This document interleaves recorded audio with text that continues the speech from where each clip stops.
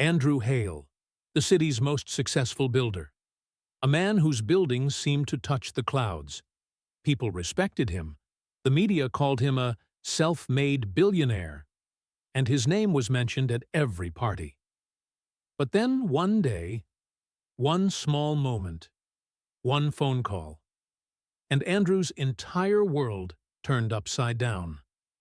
That Wednesday afternoon, Andrew left the office unusually early. He was excited because he had planned a surprise for Vanessa, a diamond bracelet. He had ordered it 3 months ago. The price? $75,000. For Andrew, it wasn't just jewelry. It was a promise. I'll give you the best. As soon as he entered the mansion, he noticed the living room door was slightly open. He could hear Vanessa's voice, light laughter, relaxed tone, talking to someone on the phone.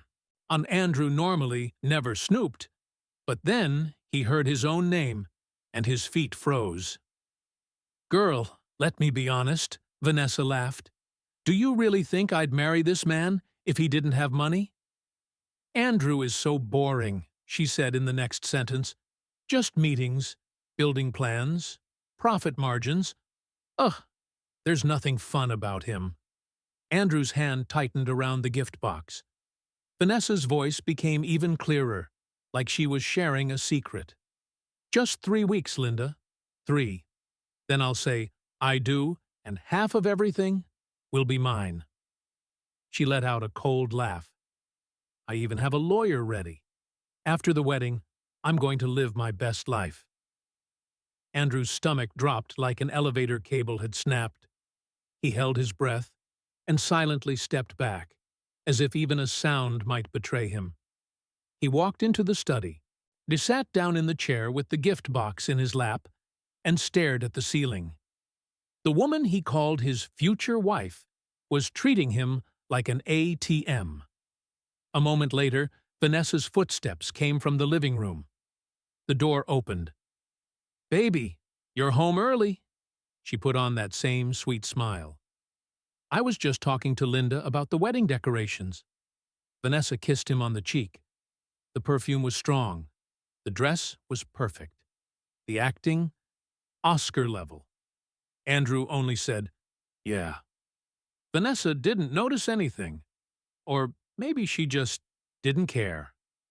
"Tonight is the bridesmaids' dinner, that French restaurant one. I'll be late," she said casually. "Love you," and she walked out. The door closed, and the mansion suddenly felt empty. Andrew picked up his phone and called his lawyer, Richard Thompson. Richard had been his lawyer for 15 years, and maybe the only man Andrew trusted completely. "Richard, I need to see you tonight. Urgent." 2 hours later, in a quiet restaurant booth, Andrew told Richard everything. The phone call, Vanessa's words, the lawyer-ready half of everything plan. Richard's face went serious. "Andrew, I'm sorry. This is terrible." Andrew said directly, "I want to test her." Richard raised his eyebrows. "Test? How?" Andrew took a cold, controlled breath. "I'm going to pretend I've lost everything. The company, the mansion, the accounts, everything." Richard stayed silent for a few seconds. "That's risky. It has to look very real." Andrew's answer was simple. "I need the truth. Before the wedding." Richard finally nodded. "Okay, but be prepared. Sometimes the truth breaks a person." Over the next 2 weeks, and the plan was built. Fake bankruptcy documents, bank letters, legal notices, everything. A few media contacts spread the story. Headlines started running. Hale Construction faces major collapse. Billionaire Andrew Hale declares bankruptcy. Properties to be seized. Andrew sat in his study watching the news on his laptop. Real life was perfect, but to the public, he was finished. Then the phone started ringing. Business partners, friends, people who called him brother yesterday were now offering only formal sympathy. Some didn't even pick up at all. Andrew learned a lesson in real time. When you have money, there's a crowd. When you don't, there's silence.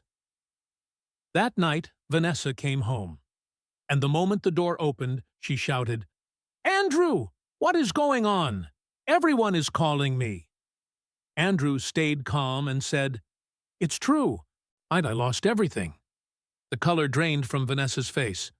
"No, no, that's impossible." Then, angrily, "What about the mansion? The cars? The wedding? The honeymoon?" Andrew's reply was direct. "The banks are taking it." Vanessa wasn't crying. She wasn't hurt. She was furious. "How could you be so stupid?" She almost spat. To Andrew, that sentence felt like a bullet. Because there was no, "Are you okay?" No, "We'll handle it together." Only, "My life is ruined." Vanessa grabbed her purse. "I need to think. I need to talk to Linda." And she walked out. Andrew stood alone in the mansion. Soft footsteps came from behind. Maria, the housemaid, walked in from the kitchen.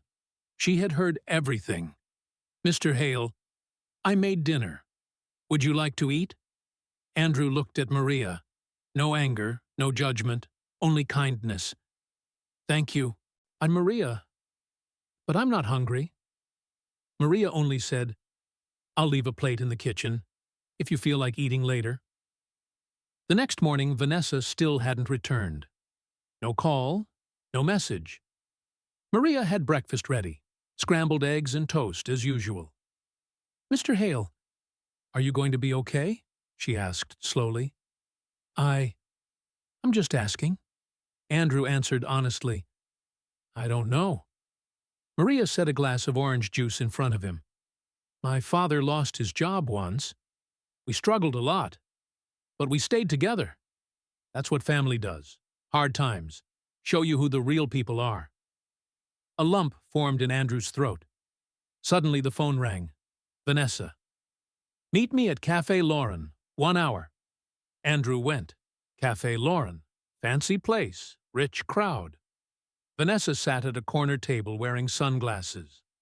"I've made a decision," Vanessa said in a cold tone. "We should postpone the wedding." Andrew's heartbeat sped up.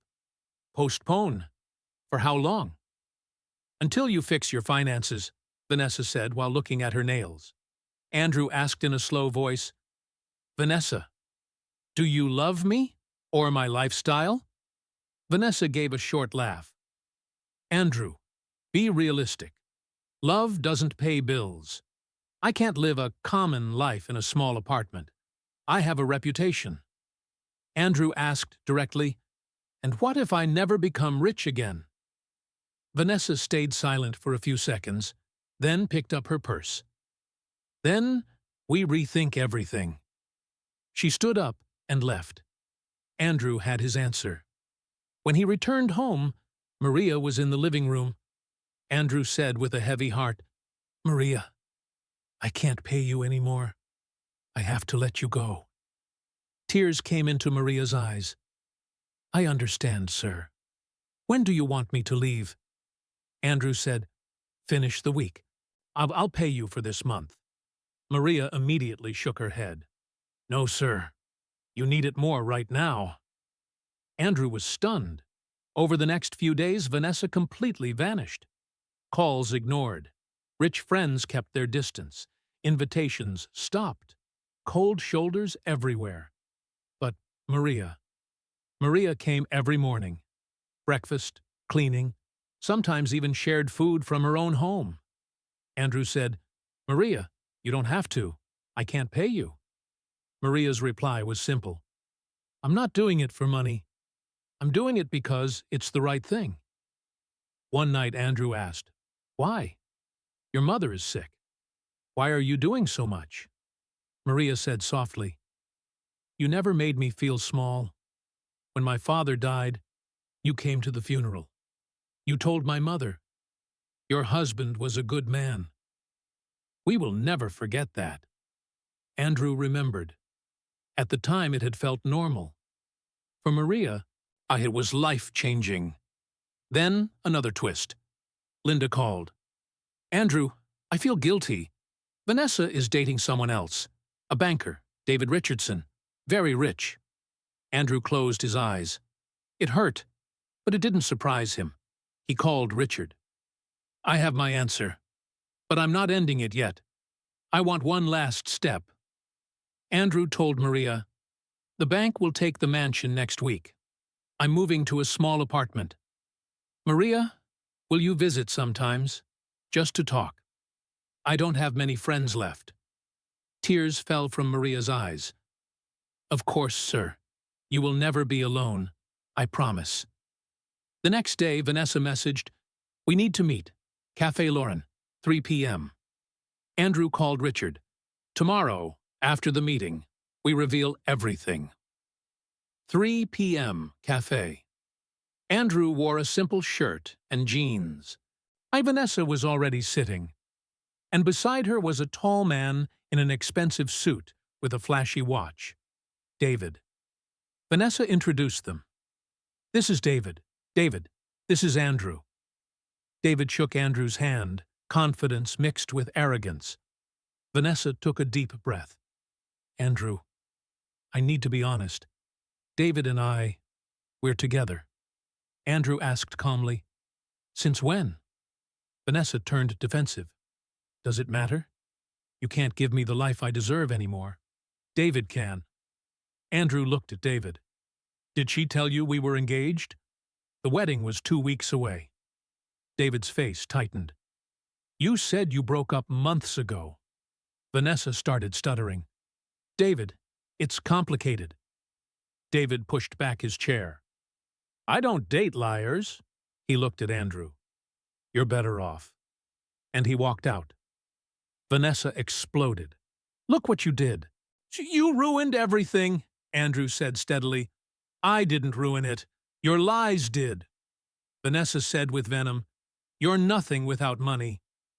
Andrew paused for a second, then said, by the way, I heard that call. The one with Linda. I heard every word. Vanessa's color drained. You heard? Andrew said slowly. So I tested you. And you failed. Exactly the way you planned. Vanessa hissed, at least I'm honest about wanting security.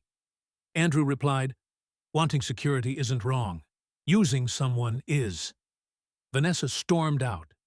Andrew called Richard. It's done. Reveal everything. That night, Andrew came home. Maria was making soup in the kitchen. Maria, sit with me. Maria looked worried. What happened, sir?